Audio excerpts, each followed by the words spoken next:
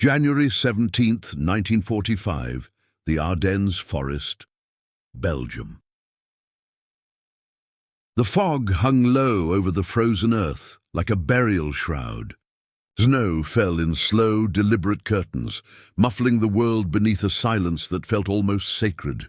Through the skeletal trees, a column of German soldiers trudged westward, their breath forming pale ghosts in the bitter air. Their boots crunched through ice-crusted mud, each step a small negotiation with exhaustion. They had been walking for 3 days. Ahead, barely visible through the white haze, sat the wreckage of war, a Tiger tank, 45 tons of German engineering pride, listing at a grotesque angle in a roadside ditch. Its tracks had broken through the frozen crust the night before, and now it sat half-submerged in Belgian mud, useless as a monument. The crew had abandoned it hours ago, joining the retreat on foot. Obergefreiter Klaus Hartmann stood beside the tank, staring at it with the hollow gaze of a man who had stopped asking why. Then he heard it. A sound so absurd in that landscape of frozen despair that he thought at first he was imagining it, a high-pitched mechanical whine, like an angry insect growing louder. Through the fog emerged something that made Hartmann blink in disbelief. It was a vehicle, if you could call it that, barely larger than a motorcycle with 4 wheels. Its hood reached perhaps to a man's waist. It had no doors, no roof, no protection whatsoever.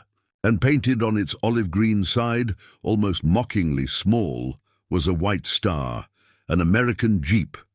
Hartmann's first reaction was laughter, not the kind born of joy, but the bitter, exhausted laughter of a man confronted with the final cosmic joke. This tiny, toy-like contraption, this Kinderwagen, this baby carriage, had followed them into the Ardennes, into the frozen hell that had swallowed their offensive whole. He turned to the soldier beside him, Gefreiter Ernst Vogel, and pointed. "Look," he said, his voice cracking. "The Americans send their children's toys to fight us now." Vogel didn't laugh. He was watching the Jeep with the intensity of a man who had learned, too late, that nothing in this war was what it seemed. This is a story about a machine no one respected until it saved them, about how abundance looks like weakness until it becomes salvation, about the moment German soldiers stopped laughing at American engineering and started understanding what they were truly fighting against. In 1940, when the United States Army issued a requirement for a lightweight reconnaissance vehicle, the request seemed almost quaint to observers of modern mechanized warfare. The specifications read like a wish list from a logistics clerk having a nervous breakdown. A 1/4-ton, 4-wheel drive vehicle that could carry 3 men, traverse any terrain, operate in any climate, be simple enough for any soldier to repair, and cost less than $750. The vehicle had to weigh under 1,300 pounds. It had to reach speeds of 50 miles per hour. It had to be designed, prototyped, and delivered for testing in 49 days. The German General Staff, had they been paying attention, would have found this hilarious. They were not paying attention. In 1940, Germany had already conquered Poland, Denmark, Norway, the Netherlands, Belgium, Luxembourg, and France. Their panzer divisions had rewritten the rules of modern warfare, turning the static trench nightmares of the previous war into a fluid dance of armor, air power, and coordinated assault. The Blitzkrieg wasn't just a tactic, it was a philosophy. Speed, shock, overwhelming force concentrated at decisive points. The German war machine moved like a predator, and the rest of Europe had been its prey. Against this backdrop, the American military's obsession with a lightweight utility vehicle seemed positively provincial. What use was a tiny car when tanks decided battles? What purpose could a vehicle without armor serve when Messerschmitts owned the skies? The answer came from a company called Willys Overland, which delivered its prototype on November 13, 1940. They called it the Willys MB. It looked like something a child might draw. A rectangular body, 4 wheels, a flat hood, a steering wheel. No frills, no excess, just function distilled to its essence. Ford Motor Company soon joined production under license, and by 1941 the vehicle had a name that would outlast the war itself: the Jeep. Soldiers gave it other names. Peep, Leaping Lena. The Blitz Buggy, Spirit of 76. War correspondent Ernie Pyle called it faithful as a dog, strong as a mule, and agile as a goat. But in the early days, as the first Jeeps rolled off assembly lines in Toledo, Ohio, many officers remained skeptical. It seemed too small, too light, too simple. European roads required trucks. Battlefields required armor. What could this undersized runabout possibly contribute? German intelligence analysts, reviewing early reports of American military equipment, noted the Jeep's existence with mild interest and no concern whatsoever. It was catalogued alongside other American curiosities: the tendency to over-engineer field kitchens, the bizarre devotion to coffee rather than tea, the industrial capacity that seemed impressive in peacetime, but would surely prove irrelevant against disciplined, battle-hardened Wehrmacht divisions. They were looking at a photograph of a mouse and failing to see the shadow of the elephant behind it. By December 1944, the illusions had begun to crack, but the ideology remained intact. Obergefreiter Klaus Hartmann had joined the Wehrmacht in 1939, a 17-year-old from Heidelberg who believed everything his teachers and officers told him. Germany was strong. Germany was disciplined. Germany would reshape Europe into something glorious and eternal. The Americans, when they finally came, would be soft, undisciplined, reliant on their factories because they lacked the warrior spirit. He had believed this through the invasion of France, through the brutal winter campaigns in Russia, where he learned what cold truly meant, through the slow, grinding retreat westward as the Red Army pushed back with a fury born of genocide survived. He had believed it even after D-Day, when the reports came of Americans landing in Normandy. They would be stopped. They would break against German defenses like waves against stone, but they didn't break. They kept coming, and they brought with them something Germany no longer had. More tanks, more planes, more ammunition, more food, more fuel, more men, more of everything, in quantities that seemed to violate the natural laws of wartime scarcity. And Jeeps.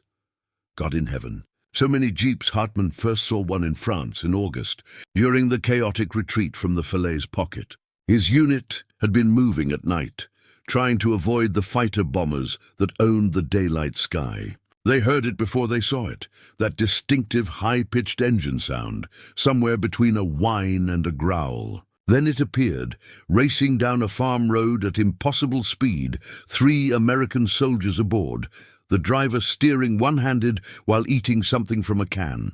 It bounced over ruts that would have broken the axles of a Kübelwagen, recovered, and kept going. One of the Americans saw Hartmann's group and waved, actually waved, as if this were a Sunday drive, before the Jeep disappeared into the darkness, its red taillights blinking like demon eyes. What the hell was that? Vogel had asked. Americans? Hartmann replied. They don't know this is a war.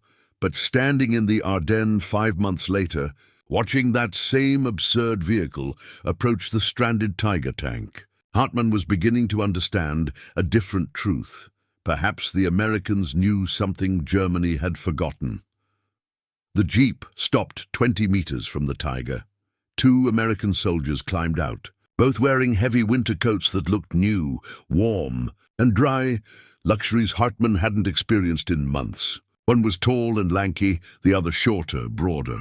Neither looked particularly concerned about the dozen German soldiers watching from the tree line, too exhausted to be a threat and too cold to care. The taller American walked around the Tiger, examining it with the casual interest of a farmer appraising a neighbor's broken tractor. He said something to his companion, who laughed and shook his head. Then they returned to the Jeep, and the shorter soldier began unspooling something from the front bumper, a steel cable, thin but clearly strong, attached to a winch. Hartmann felt that bitter laughter rising again.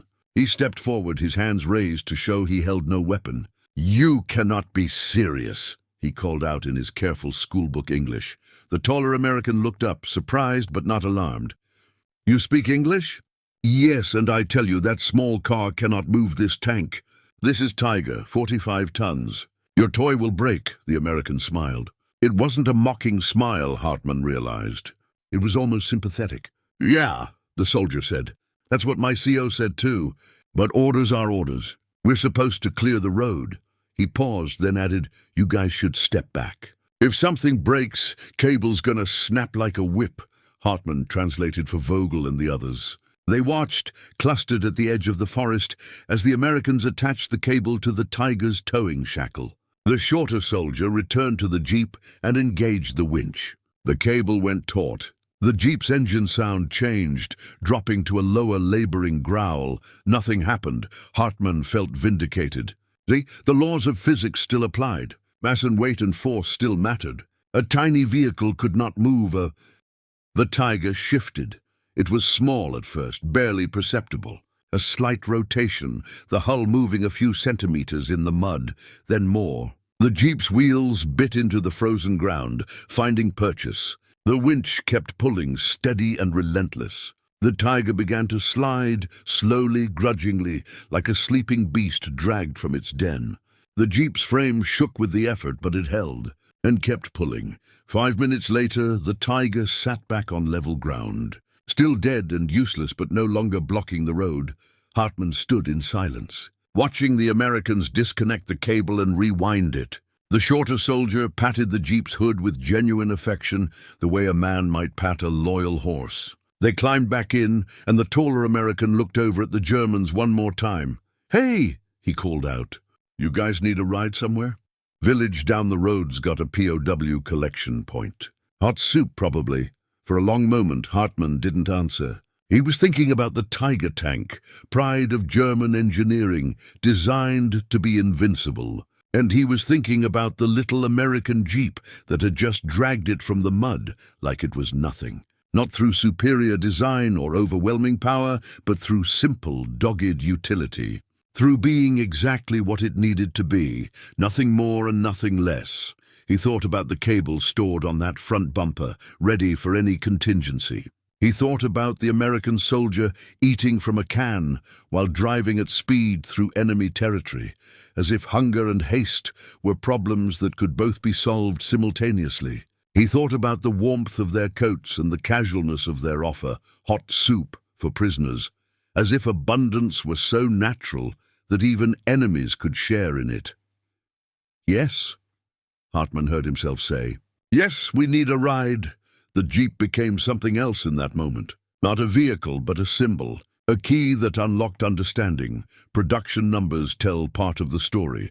Between 1941 and 1945, American factories built 647,925 Jeeps. Not hundreds, not thousands, nearly 2/3 of a million. They rolled off assembly lines in Toledo and Detroit at a rate of 1 every 90 seconds during peak production. They were shipped to Britain, to North Africa, to Italy, to France, to the Pacific Islands, to China, to Russia. Everywhere American forces went, Jeeps went first. But numbers alone don't explain what German soldiers began to notice as the war ground through its final years. The Jeeps were everywhere, yes, but they were also doing everything. Reconnaissance, communications, ambulance service, cargo transport, machine gun platform, anti-tank rocket launcher, officer transport. They towed artillery pieces through mud that stopped horses. They evacuated wounded men from positions tanks couldn't reach. They carried ammunition to forward positions, returned with prisoners, and went back for more.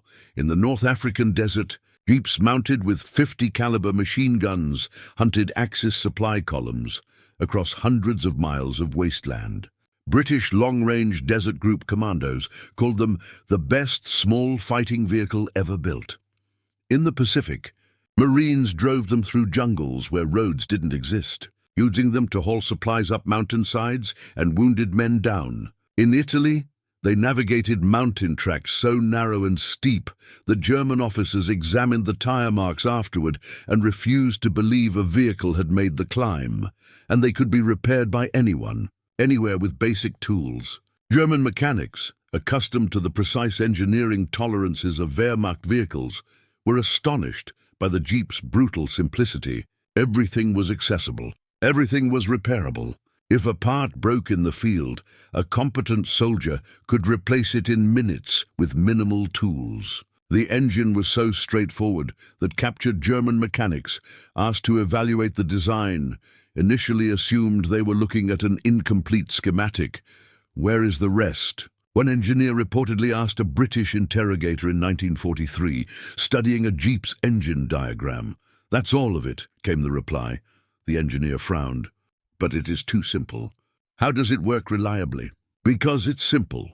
This was a philosophical statement as much as an engineering one, and it cut to something deeper than mechanics. German military equipment was designed with precision and complexity, each component machined to exacting standards, each system optimized for peak performance. This created magnificent machines: the Tiger tank's 88 mm gun, the Messerschmitt Bf 109's aerodynamics, the U-boat's diesel-electric drive.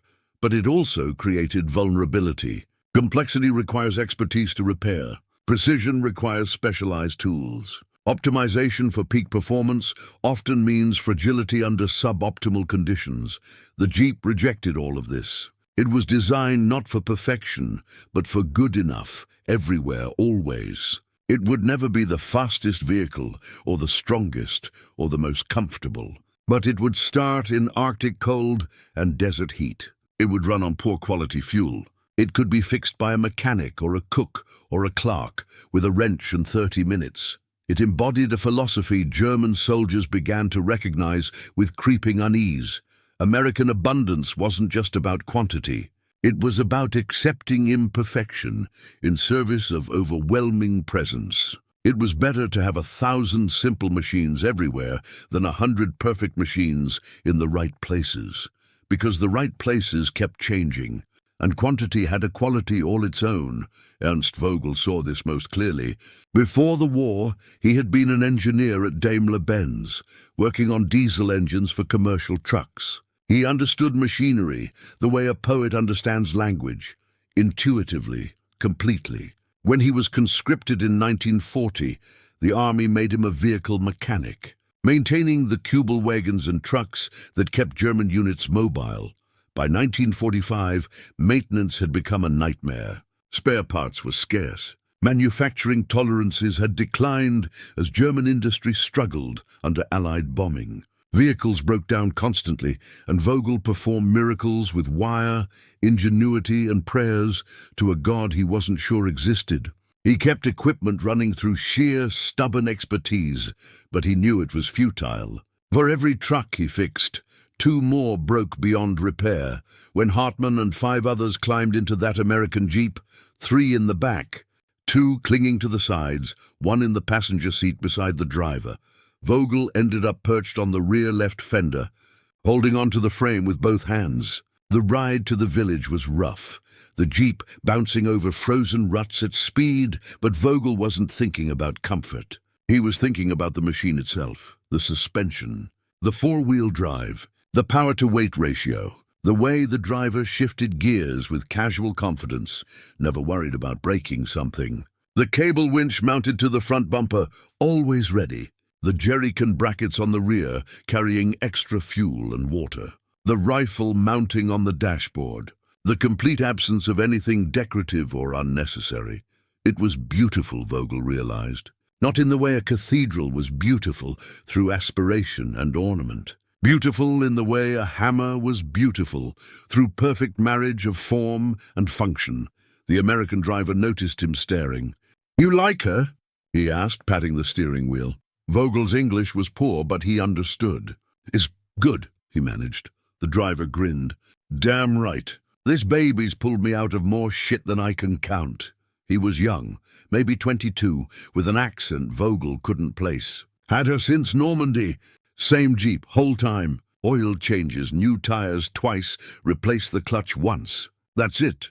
She just keeps going, since Normandy."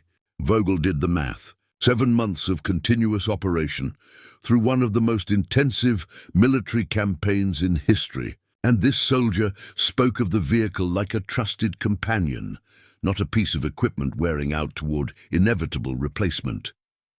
They reached the village as afternoon light began to fail. American military police had set up a collection point in a church, and true to the soldiers' word, there was soup, thin but hot, with actual chunks of potato and carrot. There was bread, dark and dense. There was coffee, bitter and strong. Hartman and Vogel and the others sat on church pews, holding tin cups in cold-numbed hands, watched by American guards who looked neither cruel nor particularly interested. Through the church's side window, Vogel could see the Jeep parked in the square. 3 more had joined it, and American soldiers were servicing them with practiced efficiency. One team changed a tire, another checked oil levels and topped off fluids. A third examined a front axle with critical attention. They worked quickly but without hurry, the motions of men performing a familiar ritual. As Vogel watched, a convoy of trucks arrived. Big Studebakers and GMCs painted olive drab, each pulling a trailer. The trucks stopped, engines idling, and soldiers began unloading supplies. Crates of ammunition, jerrycans of fuel, boxes of rations, medical supplies, more tires, spare parts. The pile grew and grew, material abundance stacked in the village square like an offering to some god of plenty. And jeeps moved through it all, carrying officers, towing trailers, shuttling supplies, connecting everything to everything else. They were the circulatory system of the American war machine. Vogel understood. The tanks and artillery were muscle, the infantry were bone, but jeeps were blood, flowing everywhere, delivering what was needed, removing what was not. "We lost," Hartman said quietly, sitting beside him. Vogel turned. Hartman was staring at his soup, his face grey with exhaustion and realization. "We lost this war in 1940, Hartman continued, his voice barely above a whisper. "We just didn't know it. Because we were counting tanks and planes and soldiers. We thought war was about the strength of your fist. But it isn't. It's about the strength of your arm, your shoulder, your legs, your whole body. All of it, working together, supplied and fed and moving." He gestured at the window, at the jeeps and trucks and the organized chaos of American logistics. "They have that. We never did. We had a strong fist and we punched hard, but..." He trailed off. Vogel understood. Germany had built the Tiger tank. Powerful, magnificent, terrifying. But the Tiger required specialized transport trains, consumed fuel at ruinous rates, broke down frequently, and needed expert crews and mechanics. America built the Sherman tank, weaker, simpler, adequate. But they built 50,000 of them, and each one could be repaired by ordinary soldiers, ran on whatever fuel was available, and could be replaced within weeks if destroyed. The Jeep was the Sherman philosophy perfected. Not the best at anything except being everywhere, all the time doing whatever needed to be done. The epilogue of this story isn't written in any single moment, but in thousands of small moments accumulated across continents and years. It's written in the records of the 101st Airborne Division in Bastogne, encircled and freezing during the Battle of the Bulge, where jeeps made resupply runs through German lines at night, headlights off, navigating by memory and moonlight, to deliver ammunition and evacuate wounded. It's written in the memoirs of Soviet officers who received jeeps through Lend-Lease and used them to race ahead of tank columns during the drive to Berlin, providing reconnaissance that saved thousands of lives. It's written in the photographs of liberated concentration camps, where jeeps arrived carrying medical supplies and exhausted survivors who could no longer walk. It's written in letters home from American soldiers who described the Jeep with genuine affection, as if it were a living thing. "Our Jeep is named Rosie," one corporal wrote to his mother in March 1945. "She's been with us since France. She's ugly and loud and uncomfortable as hell, but I swear she's got a soul. When we finally get to Berlin, I'm going to kiss her hood." It's written in the post-war period, when jeeps became the foundation for civilian vehicles worldwide. The British Land Rover, the Japanese Toyota Land Cruiser, the Soviet UAZ 469. Every modern SUV and utility vehicle traces its lineage back to that 1940 Army specification and the machine Willys Overland created in response. But perhaps most importantly, it's written in the changed understanding of what war actually was in the industrial age. Generals speak of strategy and tactics. Historians speak of decisive battles and turning points. But soldiers understood that wars are won in the space between battles, in the ability to move supplies forward and wounded backward, to maintain communication and cohesion, to keep armies fed and equipped and mobile across hundreds or thousands of miles. The Jeep was never going to win a battle by itself, but it won the war by making victory possible everywhere simultaneously. Klaus Hartmann survived the war. He spent 3 months in a prisoner of war camp in France, was released in May 1945, and returned to Heidelberg to find his family home damaged but standing. He never spoke much about his military service, but his grandson later reported that Hartmann kept a small photograph in his study, a grainy black and white image of a Jeep parked at an angle, 2 American soldiers leaning against it with cigarettes and tired smiles. "What's that, Opa?" the grandson asked once. "A lesson," Hartmann replied, "about underestimating simple things." Ernst Vogel emigrated to America in 1952, sponsored by a distant cousin in Michigan. He found work as a mechanic in Detroit and eventually joined General Motors, where he spent 30 years helping design commercial truck engines. On his first day at the GM Proving Grounds, he saw a line of vintage Jeeps maintained for historical purposes. He stopped, stood there for a long moment, then continued to his assignment. But co-workers reported that Vogel would sometimes visit those Jeeps during lunch breaks, walking around them slowly, occasionally touching the frame or the hood with something like reverence. When asked once why he seemed so interested in such old vehicles, Vogel considered the question carefully. "They taught me," he said finally in accented but clear English, "that the best answer is usually the simplest one. And that abundance is a kind of wisdom Germans forgot." The fog in the Ardennes lifted eventually, as fog always does. The war ground forward to its inevitable conclusion. The Tiger tanks and Panther tanks and all the magnificent complex machinery of German engineering were destroyed or captured or abandoned. The Wehrmacht supply lines, always tenuous, collapsed completely. Soldiers retreated on foot, hungry and cold, while American and Soviet armies advanced on roads filled with trucks and jeeps, and in villages across France and Belgium and Germany, people emerged from cellars and hiding places to see American soldiers arriving in those strange little vehicles, too small, too simple, too cheerful to be instruments of war, yet undeniably victorious. Children gathered around the jeeps, curious and frightened. Soldiers shared chocolate and chewing gum, the casual generosity of an army that had so much it could afford to give away luxuries. The jeeps kept moving, carrying MPs and engineers and supply officers, coordinating the vast machinery of occupation and reconstruction. In one Belgian village, an old man watched an American convoy pass, tanks and half-tracks and trucks, and threading through them all, jeeps darting like minnows among whales. He turned to his daughter and said in French, "The ones who win wars are not always the strongest. Sometimes they are simply the ones who can be everywhere at once." She nodded, not fully understanding but sensing the truth beneath the words, and the jeeps kept going, their high-pitched engines echoing off ancient stone buildings, carrying the future forward into a world that would be shaped, in countless small ways, by the philosophy they represented, that simple solutions, mass-produced and deployed universally, could change everything. That abundance wasn't weakness, but a form of strength no fortress could withstand. That the tiny vehicle dismissed with laughter could pull tanks from mud, armies from defeat, and the entire course of human history toward outcomes no one predicted, but everyone would recognize as inevitable once they arrived.